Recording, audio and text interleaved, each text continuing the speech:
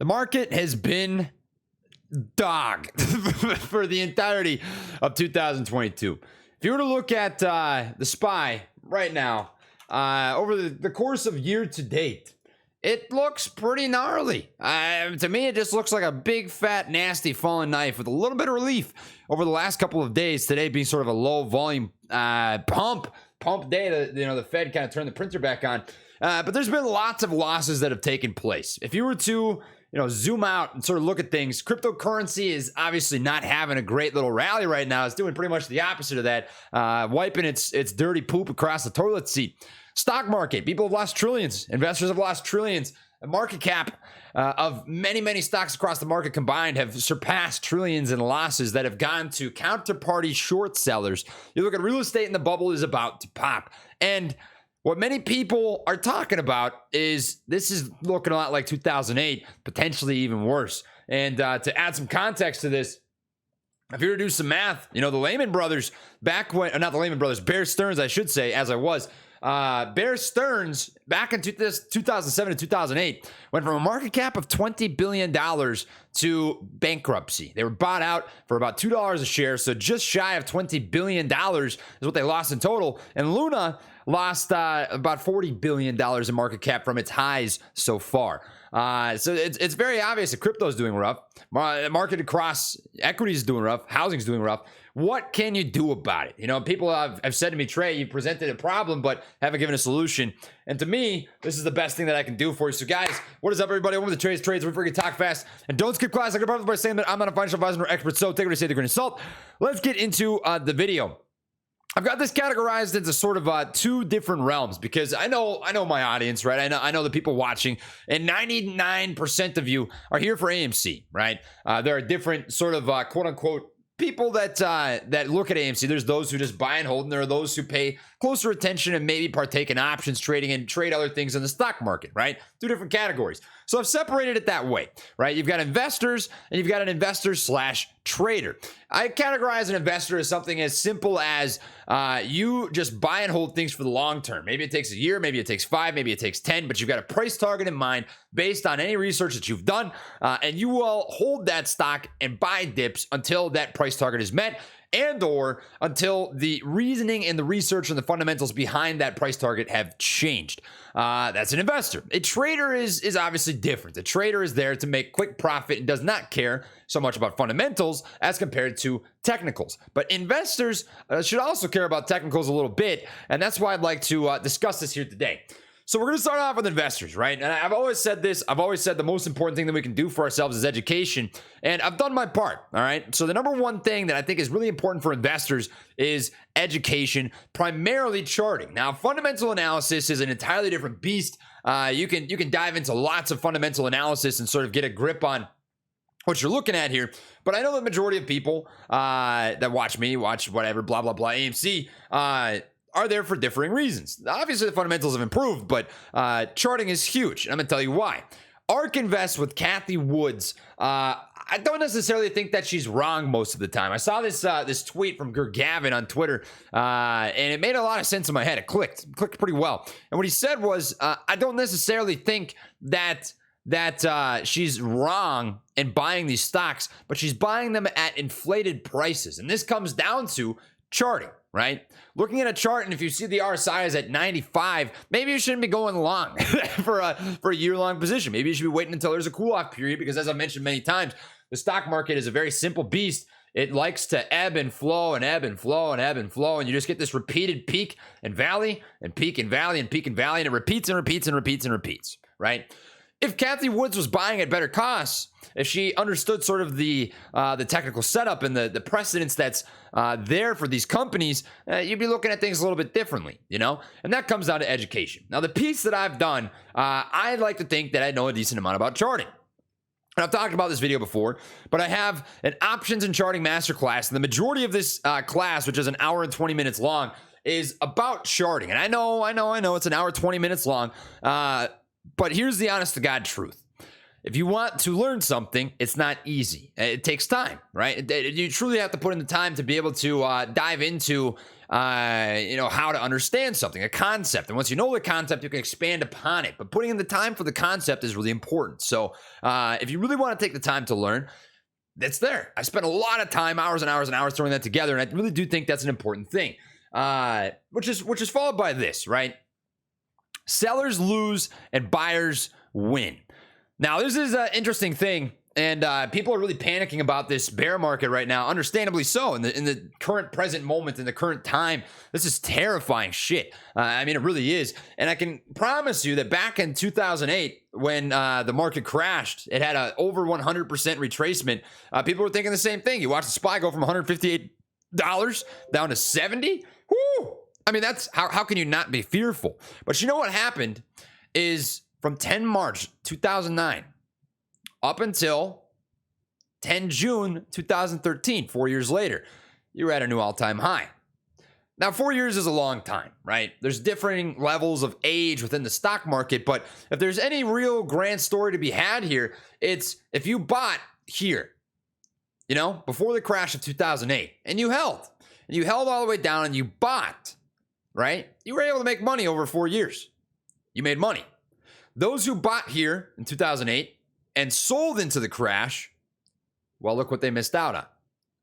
The moral of the story here is sellers lose, buyers win.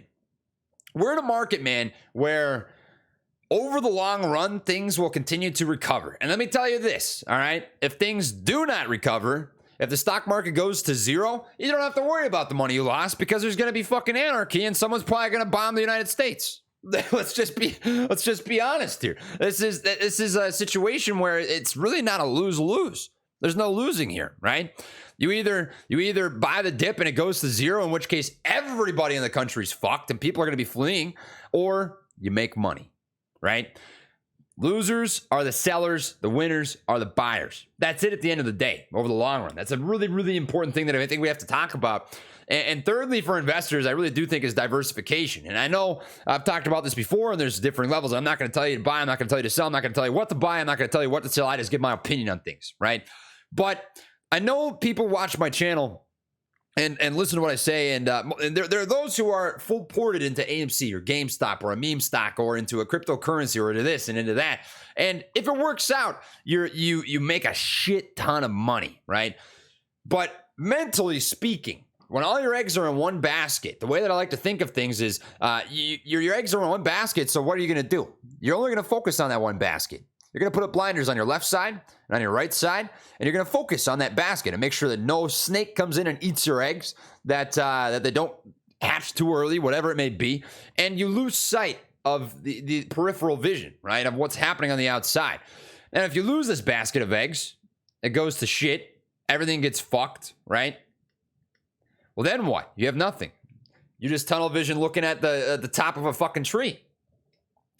Diversification is huge. I really do think this, and I really do truly believe this, and I don't want people out there to be in a situation where in the short term they ended up making an emotional decision based on having too much in one basket, right?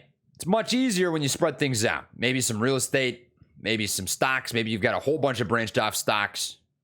Maybe you've got art. I've talked about Masterworks in the past, and actually you can put that ad right here. Amidst the storm in real estate, cryptocurrency, NFTs, the stock market, there's a lot of uncertainty that can leave investors feeling like they don't exactly know what's going on. And the truth is, at the cusp of every market pullback is an opportunity to reevaluate specifically how diversified you are. Now, you might remember me mentioning Masterworks here in the past, but if you don't, I want to take the opportunity to encourage you to hear this out and maybe learn a little bit something about investing in contemporary art. Did you know that contemporary art is one of the oldest assets and is actually outpriced and outperformed the S&P 500 from 1995 to 2020 by a whopping 174%? The asset classes also outperformed global equities, gold, and U.S. housing in that same period of time. But probably the most peculiar thing is that it has little to no correlation with the movement and pricing of these different assets. This is probably also why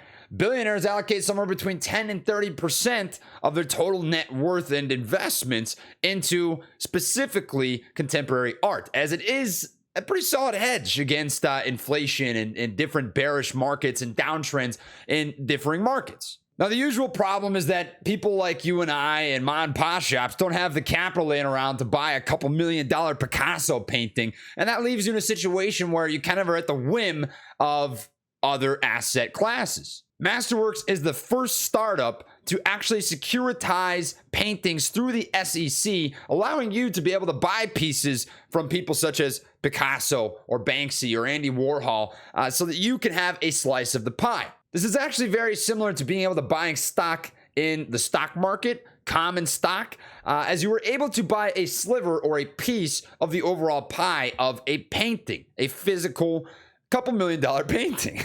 Now, what Masterworks will do is they will hold specific paintings for between 3 to 7 years and sell those at a modest profit, or you have the optionality to sell your shares in that painting ahead of time on the market that presently exists for whatever painting you're invested in. Results so far are pretty promising too, by the way, as Masterworks so far has sold 3 paintings for a total return of 32%. And the early investors who got into Masterworks were able to capitalize on paintings by Banksy, securing a pretty nice profit, which is drastically better than the S&P 500, most ETFs, and the bearish sort of trend that we are dealing with across cryptocurrency, the US housing market, and stocks. Setup with Masterworks just takes a few clicks. All that you have to do is visit their website, create an account, browse their artwork, and from there, all you have to do is buy what you want to buy if you are interested in doing so. And you can instantly diversify your portfolio with one of the oldest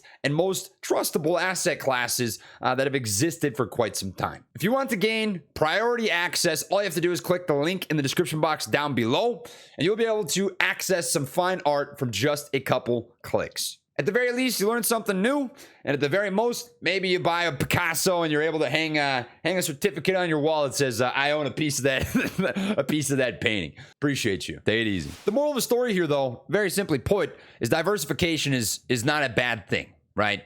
This is truly, genuinely going to help protect yourself from the hardest thing of the stock market, which is psychology. You master that psychology, you're sitting in a pretty good shoe.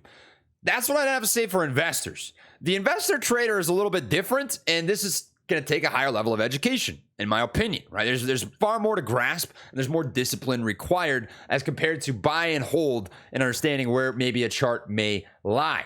Now, with an investor and a trader, you have to understand charting, but you also have to understand the discipline of trading. And I also have a video for this. This is a more in-depth video. This is everything you need to know about options, beginner to advanced. And it goes over the really deep mechanics of specifically options. I would recommend, this is an hour and 38 minutes long. I would recommend watching this alongside this video, which is an hour 20, an hour 38. This is going to give you a pretty solid understanding of what I presently know, right? And which I think helps. I think it helps. Do I know everything? Absolutely not. Am I learning more every day? Yeah. But if I can share what I know, it helps everybody. I think that's genuinely a good thing for everybody. So with that being said, education equally as important. We really have to focus on these things. Hedging is so big. And to really explain a hedge, what you're doing is protecting yourself from downside, right? So if I am long on, let's say, 300 shares of Apple, just a random stock, right? And I want to protect myself from downside, maybe what I'll do to hedge against those 300 shares is buy 3 puts with a delta of 1. And what I'll do is have them down here just a hair, right? So if the stock is doing this, let's just say that it goes up. Well, you made money on your 300 shares of Apple. You're sitting pretty nice. These 3 puts you lost on, but that's the point of it. It's a hedge, right? It protects you from downside if the downside happens. But if it doesn't, well, you made money on your shares. You made a really solid amount of money. But the nice thing about these puts is if there is downside in a different scenario, you've got 300 shares, you've got 3 puts, and it goes down, well, you're protecting yourself against the losses on your shares.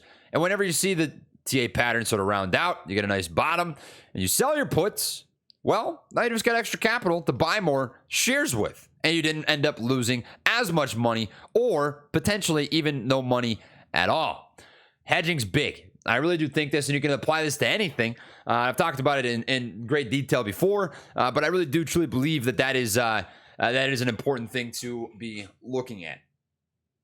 Education, hedging, and alternatives, diversification, also important. This would tie back into number 3 over here from the investors column. But here's the truth of the matter, right? In the present moment, in the present time, the stock market, cryptocurrency market, real estate is scary. The Federal Reserve, Jerome Powell, just recently came out and stated that they cannot guarantee a soft landing, as if anybody believed there was actually going to be a soft landing. And coincidentally, it was after he was basically insured on his next term, which I find to be complete bogus. But besides that point, it's obvious that there's more pain ahead of us, and it's going to be volatile, it's going to be whiplashy, it's going to be crazy, and people are going to lose money. So it's important to try our damnedest to protect ourselves while we can. And I think that really truly does come down to education and protection. This is what I'm going to close with, right? It's in our hands as people, and I've said this before, I'll say it again, I'll probably say it a million more times. It's in our hands as people to do what we can to put ourselves in a better shoe and to help our neighbor get into a better shoe. Genuinely. It really is. And I think the largest piece of that is being able to objectively look at something, look at a situation, and say, hey, this is kind of where we're at, right? We have to match the current market situation based on whatever you'd like to do and adjust accordingly. So, closing thoughts, there's 2 potential things that can happen. One of them, you're going to watch another little mini recession, crash, whatever, in which case people will buy the dip or they will sell and the market will rally. And those who bought the dip will make money and those who sold will lose money. Second scenario is market goes to zero. Find this very unlikely. World ends. We kind of, who knows what happens from there, but the world will end. and to top it off, and this is really, really, really the close of the video, Jim Cramer came out today and said, world not over. So now I guess I'm a little scared because the world is probably over. God dang, bald chicken. Catch you all in the next one. Appreciate you guys. As always, much love, late taps. I'll be on twitch.tv/antijuicer later tonight. If you'd like to hop in a stream, we'll do an hour of stock talk, some marbles. We're going to do a call-in night, play some Ark, Survival Evolved. Be great to have you there. It'll start at 7:30 p.m. Central Standard Time. Till the next one. Appreciate you. Peace.